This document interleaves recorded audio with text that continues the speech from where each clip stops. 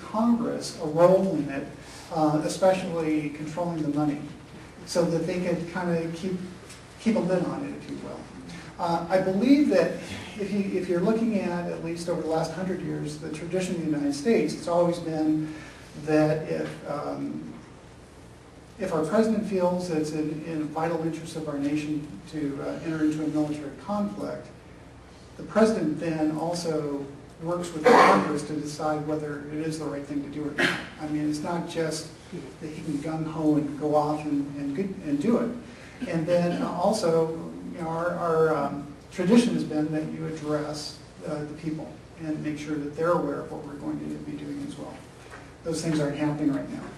I have one thing to add, which actually contradicts what she said. Is Congress makes the rules. Mm-hmm. The president is supposed to carry those rules out. That's why he may be the commander-in-chief, but he can't do it without authorization from the Congress. Yeah, it's a combined effort, if you will. Once the country was attacked. Yeah. In the Constitution it says.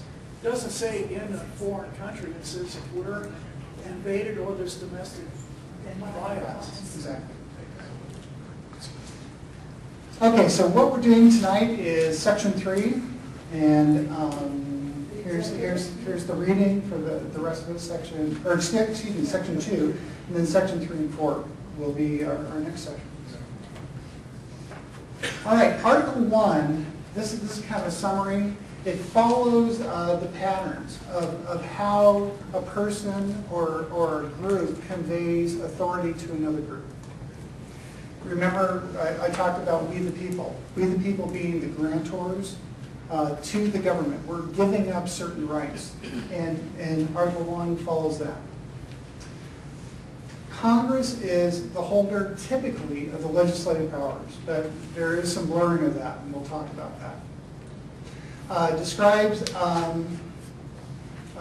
the legislative organization, again in Article 1, including the role of the president, lists the powers and restrictions of Congress, the enumerated powers, and then also talks about restrictions on the states. The founders intended our government to have 2 houses. And it's patterned off of what was in England, you know, where you're talking about the House of Lords and the House of Commons. The idea is that the Senate is the upper house. It's represented by 2 individuals from each state, and they vote independently. So you can have a conservative and a liberal representing any particular state. The House acts as the court, or actually, or the Senate actually acts as the court. I had that incorrect. The House, for example, if for example there's an official within the government, the House would be the one that does the impeaching of that official. The Senate would be the judicial at that point. They would actually do the trial. It's talked about in the book as bicameral, meaning two sections, if you will. But they wanted to have distinct differences between what the House did and what the Senate does. The House of Representatives is supposed to represent the people to the best of their abilities. The number of representatives is based upon population. It's supposed to be sympathetic or have sympathy. In other words, and that's an important term in the Constitution. Kind of goes back to fiduciary law, that they relate to the people, to the problems and the aspirations of the people. Again, it's based upon population. That's one of the reasons why we have a census every 10 years, is that helps us decide whether additional members or fewer members the House of Representatives will be elected within a particular district. In the very beginning, after the ratification of the Constitution, they wanted to have at least one member or one representative from each state.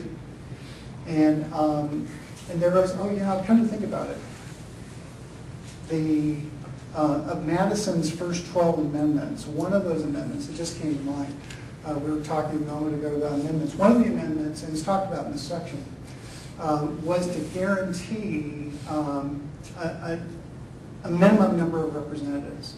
They weren't sure if they would have enough to really have a quorum. And so once Congress met, we found out that we did have enough members, and that amendment, that was one of Madison's first 12 amendments, 10 of which became the Bill of Rights. That amendment was never ratified because it was no longer necessary. One of the contentious issues, it causes a lot of people to stumble, is the issue of slavery when you're talking about representatives.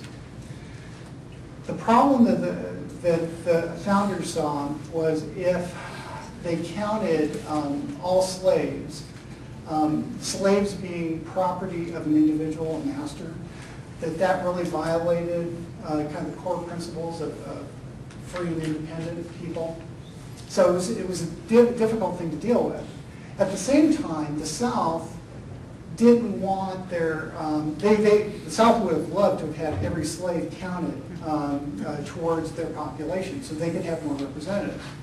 They were afraid that the slaves wouldn't be counted. That would give the North the ability, or the non-slave, I'm saying North and South, excuse me, that's totally incorrect. That would give the non-slave states the upper hand as far as population. And so what they came up with was slaves were basically counted for every 5 slaves would represent 3 non-slaves.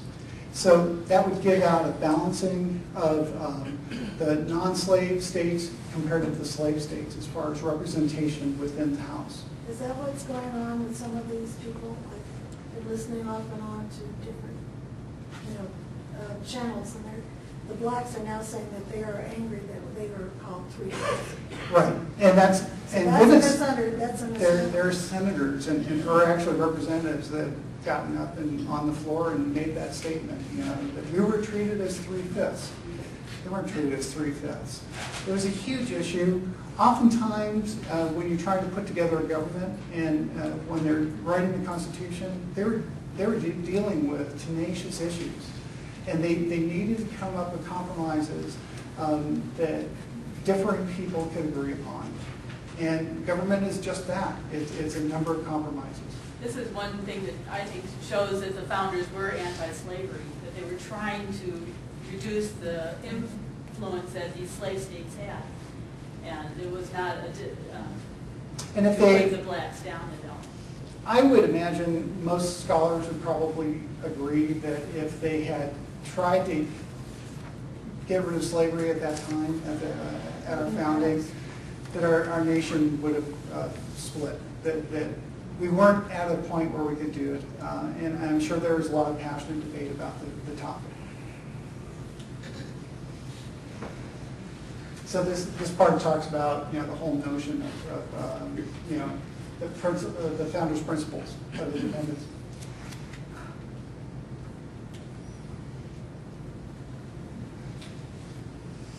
Another aspect of this term sympathy was they wanted to make sure that the House was could be represented by average people. They wouldn't necessarily be a lawyer or a wealthy individual.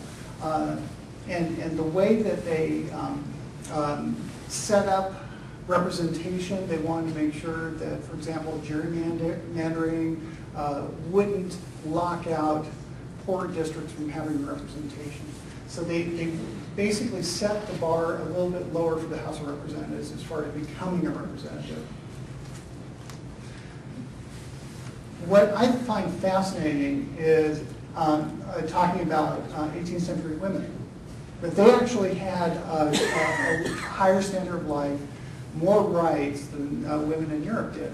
Matter of fact, even into the 19th century, American women actually exercised more rights. There were some states like New Jersey, and that was the only one cited in the book, but also he indicated other states that would allow, if there was a woman that was the head of the household, that she could vote. So goodness, what, 150 years prior to women's suffrage. So pretty amazing. Now, that became contentious